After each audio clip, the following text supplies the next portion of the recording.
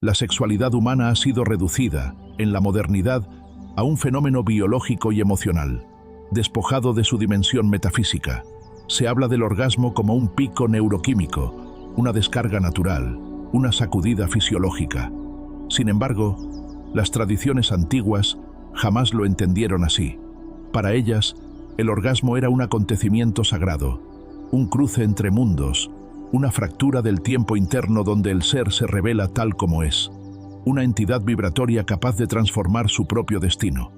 No se trata de exagerar lo erótico ni de espiritualizarlo artificialmente, sino de recordar que la energía sexual es la misma energía que da forma a la vida, la misma fuerza que mueve galaxias y que sostiene la consciencia.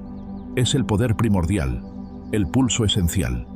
Y toda energía primordial contiene la posibilidad de convertirse en instrumento de elevación o en herramienta de disolución. El orgasmo es la forma más intensa, más concreta y más inmediata en que esta energía se manifiesta en la experiencia humana. Por eso es un punto crítico. Puede disipar al individuo o puede condensarlo, puede dispersarlo o puede centrarlo, puede encadenarlo al instinto o puede liberarlo hacia la visión. Lo que define el destino de esa energía no es el acto en sí, sino la estructura interna desde la cual se experimenta. Las tradiciones alquímicas insistían en que no existe transformación sin arquitectura interior. El orgasmo en sí mismo no transforma nada, es neutro. Lo que transforma es la forma en que la consciencia lo moldea, la dirección que le asigna, el significado que le imprime. El objetivo es comprender cómo ese instante puede convertirse en herramienta de condensación energética, ascenso vibratorio y reconfiguración identitaria. 3 movimientos alquímicos, 3 rituales internos, 3 arquitecturas conceptuales que otorgan al individuo un poder profundo sobre sí mismo. No explican cómo mover el cuerpo, sino cómo mover la consciencia. No hablan de controlar el orgasmo, sino de convertirlo en un principio de soberanía. A continuación, los 3 rituales presentados tal como se enseñaban en las escuelas internas, como estructuras conceptuales, como mapas del ser, como llaves simbólicas que revelan la naturaleza profunda del éxtasis humano. Ritual 1. La forja del centro interno. El primer ritual se basa en una intuición universal. Ninguna energía puede ser elevada si antes no ha sido contenida. El fuego, para transformarse en luz, necesita un recipiente capaz de soportarlo. Del mismo modo, la potencia orgásmica, que es esencialmente una llamarada del espíritu vital, se pierde cuando el individuo no posee un centro donde condensarla. Todas las tradiciones que trabajaron con el éxtasis insistieron en la construcción del centro. Los taoístas lo llamaron dantian. Los yogis lo relacionaron con el loto del vientre. Los hermetistas con el vaso de la obra. No se referían a una zona física, sino a un principio existencial, un núcleo vibratorio donde el yo adquiere densidad, presencia y estabilidad. La persona común experimenta la vida desde una identidad fragmentada, carece de un eje. Sus emociones la empujan y la arrastran. Su mente fluctúa, sus deseos la dispersan. El orgasmo, cuando irrumpe, la atraviesa como una oleada que la desintegra momentáneamente. No hay fuerza para contenerlo. La identidad se derrite y luego se recompone sin cambios profundos. Es un choque, no una transformación. La forja del centro interno propone exactamente lo contrario, que el orgasmo no sea un golpe que rompe, sino un fuego que alimenta. Que la energía no se disperse, sino que retorne. Que el shock se convierta en densidad. Conceptualmente, este ritual consiste en comprender que el placer no es algo que se expulsa hacia el mundo, sino algo que se recoge hacia el núcleo. El individuo que ha forjado su centro vive el orgasmo como un movimiento de retorno. La energía asciende y se curva, como un arco que vuelve hacia el punto del que salió. No hay fuga, hay condensación. La sensación no es de explosión, sino de concentración. El placer no se desborda, se pliega. Cuando se entiende este principio, el orgasmo deja de ser un escape y se convierte en una operación alquímica, un proceso donde la energía liberada por el cuerpo vuelve al núcleo y lo fortalece. La identidad se vuelve más compacta más estable, más vibrante. El individuo adquiere una gravedad interna que antes no poseía. Esa gravedad es poder. La forja del centro interno transforma el orgasmo en un alimento vibratorio. Lo que antes debilitaba, ahora fortalece. Lo que antes dispersaba, ahora converge. Lo que antes se perdía, ahora se integra. Desde esta perspectiva, el orgasmo deja de ser un evento periférico y se convierte en una afirmación del ser.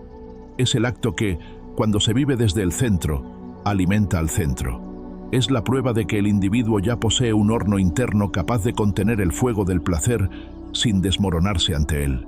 Ritual 2. El ascenso de la energía vertical. Si el primer ritual es la construcción del recipiente, el segundo ritual es la utilización del fuego. Una energía contenida y consolidada puede ser transformada en una energía ascendente. La alquimia sexual nunca buscó apagar el impulso, sino elevarlo. No pretendía negar el cuerpo, sino convertir la experiencia corporal en un vehículo para la expansión del espíritu. El orgasmo, en su esencia conceptual, es una onda electromagnética, una onda emocional, una onda perceptual. Nace en la base del ser, en la zona más antigua de la biología y de la psique. Allí, la energía vital es más densa, más volcánica, más enigmática. Sin comprensión, esa energía se queda atrapada en ese nivel y se descarga sin dirección. El ascenso de la energía vertical enseña que esa onda puede recorrer el eje completo del individuo. Puede moverse desde la raíz hasta la corona, desde el instinto hasta la visión. Esa dirección vertical, y no el placer mismo, es lo que convierte el orgasmo en una experiencia espiritual. No se trata de mover nada físicamente. Se trata de comprender un principio. Toda energía tiende a expandirse, pero la consciencia puede asignarle una trayectoria. Cuando la consciencia dirige esa trayectoria hacia arriba, la onda orgásmica deja de ser un fenómeno meramente corporal y se vuelve un fenómeno luminoso. El ascenso ha sido simbolizado en muchas culturas como la serpiente que sube por un tronco o como el fuego que asciende por una columna. Ambas imágenes contienen la misma idea. La energía vital puede escalar la estructura del ser, transformándose a su paso. En la base es deseo. En el corazón es apertura. En la garganta es expresión auténtica. En el entrecejo es visión. En la corona es disolución en la totalidad. Cuando el orgasmo sube, deja de ser mero instinto. Se vuelve revelación. El ascenso produce estados de consciencia ampliada, claridad sin pensamiento, silencio interior pleno, percepción luminosa, intuición precisa. No son experiencias extraordinarias. Son la consecuencia natural de una energía poderosa recorriendo canales que normalmente permanecen dormidos. Quien vive este ritual deja de experimentar el orgasmo como un acontecimiento aislado y lo vive como un fenómeno axial. La energía deja de expandirse hacia afuera y se eleva hacia adentro. El placer se vuelve luz. La biología se transforma en metafísica. El ascenso de la energía vertical convierte el orgasmo en un puente entre niveles del ser. No es una práctica, sino un principio. La energía sexual puede ascender. Cuando asciende, ilumina. Cuando ilumina, transforma. El ser humano se descubre a sí mismo como un eje entre la tierra y el cielo, entre la materia y el espíritu, entre la forma y la amplitud. Ritual 3. La coronación de la intención. Si el primer ritual condensa la energía y el segundo la eleva, el tercero la convierte en significado. La alquimia no es solo transformación energética, sino transformación simbólica. El orgasmo, en su punto más alto, produce una brecha en la estructura del yo. Durante un instante, la identidad habitual se suspende. No hay pensamiento, no hay análisis, no hay historia. El ser queda desnudo ante sí mismo. Ese instante, brevísimo pero real, es uno de los momentos más poderosos de la existencia humana. No porque implique placer, sino porque implica ausencia de resistencia. El inconsciente se abre como un libro en blanco. La energía vital se expande sin oposición. La mente se calma por obligación fisiológica.